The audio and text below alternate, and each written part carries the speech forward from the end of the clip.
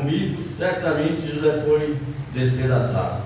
Então Jacó rasgou as suas vestes e cingiu de pano de saco, lamentou o filho por muitos dias. E levantaram-se todos os filhos e todas as suas filhas para consolá-lo. E ele, porém, recusou ser consolado e disse: chorando descerei o meu filho até a sepultura. E de fato chorou seu pai. Amém? Eu li assim essa passagem de José, né, que ele foi um homem escolhido, era um jovem escolhido por Deus, e mostrou ali os seus sonhos para os seus irmãos, para os seus pais. E quando disse aqueles molhos que o sol e a terra ia só dobrar perante ele, o pai dele falou: mas eu vou dobrar perante você? Porque o pai dele Jacó achava que jamais ele ia se curvar perante um filho, e que Deus ia exaltar José.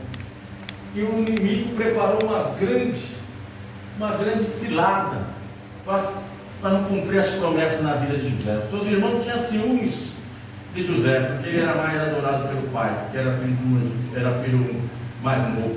E ali ele ganhou aquela túnica aí que ele ficou mais nervoso. E José trazia tudo que acontecia no campo, ele trazia para o seu pai, e os seus irmãos ficavam mais bravos. E ali eles fizeram aquela cilada.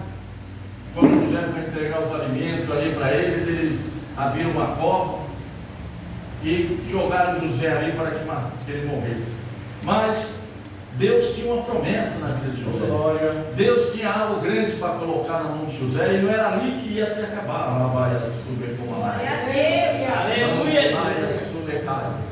E vendo que o inimigo preparou a morte de José, Deus tinha vida para José.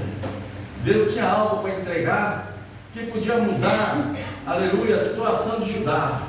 E ali, irmão, aleluia, vendo ali, os irmãos deles mataram um bode, encheram a túnica de sangue e venderam ele para aqueles nômades.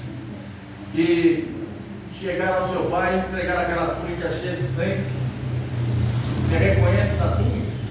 Reconheço, do meu filho. E ele começou a chorar e lamentar. Irmão, muitas vezes o inimigo entrega para nós uma túnica cheia de sangue, e nós acreditamos naquela túnica, e nós vamos chorar, em vez de nós se levantar, lutar, para que nós sabemos que Deus tem uma promessa, aleluia, que Deus tem algo grande para fazer na nossa vida, e muitas vezes nós lamentamos os nossos problemas, porque não acreditamos nas promessas do Senhor. Sua doença não vai ter mais cura, então eu vou morrer. Você não arruma emprego que você é de idade. Aleluia! Deus diz que abre porta onde não tem porta. O seu filho não tem mais jeito, está lá numa prisão, ali sua morte. Mas eu digo que é impossível para o homem, é impossível para Deus.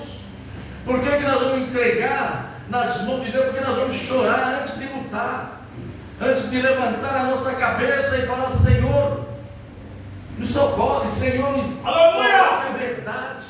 Ele não viu e acreditou. Muitas vezes, irmão, nós temos que Deus falar conosco para que nós acreditamos. Glória! Há tantas promessas, tantas profecias que não se cumprem, tantas coisas que nós vemos e falamos.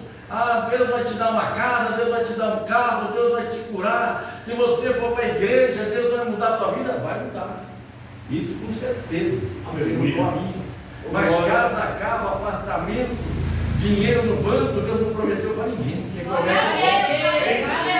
Deus veio nesta terra para prometer salvação. Ele veio para todos aqueles que não pereçam, mas têm a vida eterna. Ele prometeu uma vida nova, uma cidade nova.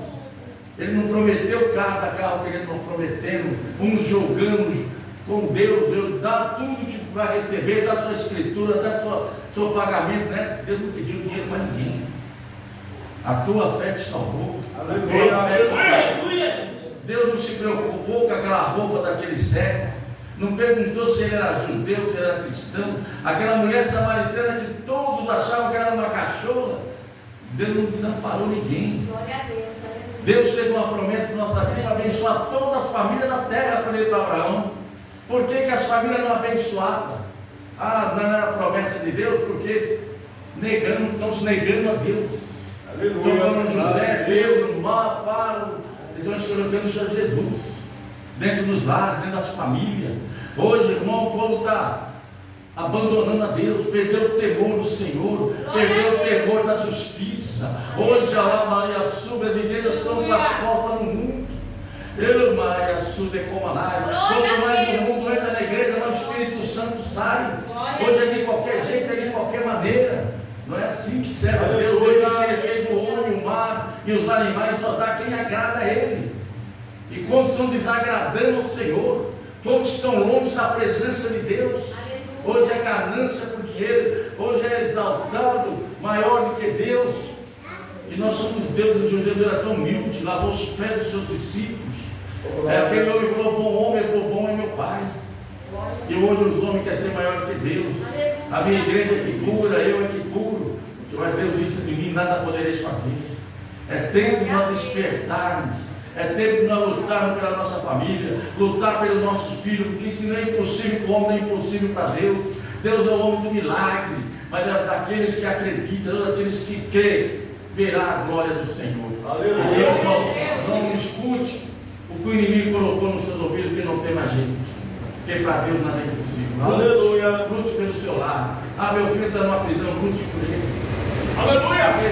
O José também foi para uma prisão, mas ele tinha uma promessa de Deus. Quem sabe ele está lá na prisão, mas Deus tem uma promessa na vida dele. Nunca abandone. Lute. Aquele jovem saiu para o mundo, filho pródigo, pediu a sua herança. Foi conhecer as coisas mundanas, mas o seu pai jamais deixou de orar por ele.